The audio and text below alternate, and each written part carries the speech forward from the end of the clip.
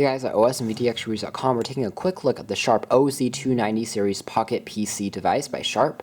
Sharp Pocket PCs and PDA organizers tend to be very low budget and very low end. We've seen quite a few that cost under $30 and do a lot of functionality, especially considering they have a full touchscreen display underneath the protective little flap that comes included with basically all their PDA designs. But the OZ290 is the highest end model that Sharp is currently selling on their website, and this is also the only version that from Sharp in its very portable and inexpensive PDA lineup that you can find that connects to your computer, PC, or Mac. And this is a PC Sync version of the PDA lineup, and as a result, it has a connection slot on the side and it comes with a pre-bundled wireless USB cable that you plug it on one end into this device, and on the other end you plug into your computer and sync up information with your calendar and also with your notes on your PC or Mac.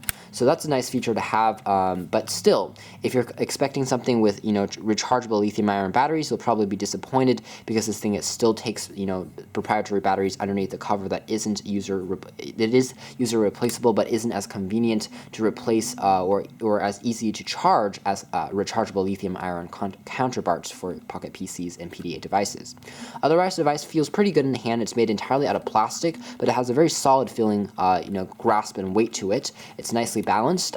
We're not huge fans of actually the protective flap that Sharp always puts with their products. That's simply because they're made entirely out of plastic, and it doesn't stay on very well. As you start playing around with this thing, it's going to swing back and forth and back and forth, and especially because these flaps don't have any rubber feet to protect the handset, whenever you're closing it really sharply, it's going to actually dent the paint and actually might do more damage to this device in the long run than really protect the screen from any type of harm. Otherwise, again, very generic in design. There's not too much going on except for that PC connection slot on the side. On the back, there is a reset hole. You can see that this has some information for the batteries and some information for the handset's model. You also have a stylus slot built into the side. You can see that the stylus goes in like so, and it's made out of plastic, kind of flimsy, but it is a full-size stylus, so you do get a nice grip on it when you're using it. Flipping the actual PDA open, you can see it has some more functionality, and the screen itself is monochrome, black and white, so you won't be able to view any pictures or images or movies with this thing because, again, it's monochrome and it isn't in full color. On the top of the device, you see some logos that includes the PC Sync functionality. It also has a full row of built-in numbers and dates, which are going to be corresponding to your calendar once you are in the calendar application. They take you from Sunday, Monday, Tuesday, Wednesday, Thursday, Friday, and Saturday. And when you're in the calendar, it's going to be easier to see, considering the handset comes equipped with this resistive touchscreen that is very glary under direct sunlight. It's going to be tough to read, so having this part printed on there just makes the display a little bit more easier to read under direct sunlight. And underneath the touchscreen itself, which also doubles as the Qwerty keyboard, you can kind of see it when the device isn't even on. There you go. These are the button layouts for the Qwerty keyboard. You really have to peck your way around. You can't use your fingers because the keys are way too small, just like on Palm OS devices. You have a row of dedicated and built-in touch-sensitive applications. They're a little bit crowded. We would have liked this to be a more simplified instead of having so many functionalities tackled on and just randomly put on here, but it's nice that you do have those buttons directly instead of having to scroll through the menu. You have a second command key. We have a English to Spanish converter button. We also have a game button to go through the different games and applications. We have a phone book, a calendar, a memo pad. We also have an alarm clock, a currency converter, and a back button. And these keys are all pretty easy to press as long as you're using a stylus and not using your fingers, because your fingers are way too large for these buttons to be pressed correctly. This thing does have a built-in small speaker that isn't directly visible to the user, just like on the iPod Nano 2nd generation, and so whenever you press something on a screen, just like on haptic feedback-enabled smartphones, this device will beep for you, alerting you that this button has been pressed. And down below here, we do have access to a 5-way navigation toggle, left, right, up, and down, and an OK key. Buttons are pretty easy to press, and they are risen above the surface for easy navigation options. However, they are a little bit slick, and they don't offer as much tactile response as we would have liked to see, and so they do feel a bit cheaply made.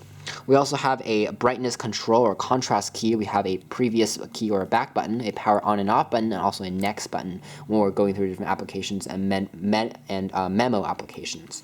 So overall, the Sharp OZ290 isn't too much of a surprise in terms of application. Again, it has that converter, which works fairly well, but it has a very limited dictionary. As you start throwing around more complex Spanish words and English words, it's not going to be able to translate as fluently as something like on Google Translate, which kind of defeats the purpose of having something like this in the first place, considering Android smartphones or prepaid Android smartphones can be purchased for under $40 now without a contract, and something like this still costs around $30 in stores in like Office Depot and Amazon.com.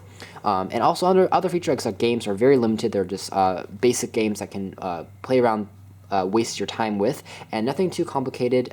You probably could install a few more stuff on this model in particular because it has a USB connectivity to your PC, but still, I haven't really tried downloading anything or putting it on here in the fear that's going to crash the UI because it isn't designed to, download more stuff onto it other than information and syncing the stuff up. But otherwise, yeah, a very basic, no frills PDA experience. If you're thinking that the original Sharp PDA series without the PC Sync experience isn't good enough for you, then maybe you should consider the OZ290 series. Otherwise, we would really recommend you should consider looking at a very basic smartphone because it can do basically the same features that this device is offering to do, or just get a very basic Sharp even lower end Sharp PDA device that costs around $5 in stores instead of this one, which costs $30. We'll give you part 2 of this video review with more information based on the user interface. It's basically a carbon copy of the one found on all Sharp PDAs. We'll also provide you a link with some previous UI demos we've done in the past, and you can take a look at that. Also read our article at osandvtxreviews.com for the OZ290 series. Thanks for watching our video quick look at this Pocket PC device.